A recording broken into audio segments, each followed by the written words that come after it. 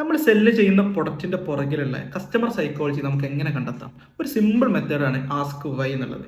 നമ്മുടെ കസ്റ്റമേഴ്സ് നമ്മളിൽ നിന്നും പ്രൊഡക്റ്റ് വാങ്ങുന്നതിന്റെ കാരണം കണ്ടെത്തുക എന്നുള്ളതാണ് അതിന്റെ ഉദ്ദേശം. ഇപ്പൊ നമ്മളൊരു ഡയമണ്ട് റിംഗ് ആണ് സെല്ല് ചെയ്യുന്നത് വിചാരിക്കുക. ഒരു ചെറുപ്പക്കാരനായിട്ടുള്ള ആൾ നമ്മുടെ അടുത്ത് നിന്ന് ഡയമണ്ട് റിംഗ് പർച്ചേസ് ചെയ്യുന്നു. അപ്പോൾ നമ്മൾ ചോദിക്കുക, എന്തിനാണ് നമ്മുടെ അടുത്ത് നിന്ന് ഡയമണ്ട് റിംഗ് ആൾ പർച്ചേസ് ചെയ്യുന്നത്? ഒബ്വിയസ്ലി നമുക്കറിയാം, ആർക്കെങ്കിലും സമ്മാനിക്കാനായിരിക്കും, വൈഫിനോ മറ്റാർക്കെങ്കിലും. അപ്പോൾ വീണ്ടും നമ്മൾ ചോദിക്കുക, എന്തിനാണ് ആ ഡയമണ്ട് റിംഗ് വൈഫിന് സമ്മാനിക്കുന്നത്? അപ്പോൾ എന്താ നമുക്ക് ഉത്തരം കിട്ടും?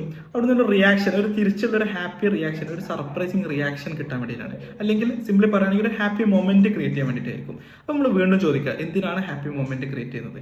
അങ്ങനെ അത്തരം ഹാപ്പി മൊമെന്റുകളും സർപ്രൈസ് മൊമെന്റുകളും ആ റിലേഷൻഷിപ്പിനെ ഫോസ്റ്റർ ചെയ്യുന്നു, കണക്ഷൻ ഒന്നും കൂടെ ബെറ്റർ ആക്കുന്നു എന്നുള്ളൊരു ഉത്തരം നമുക്ക് കിട്ടും.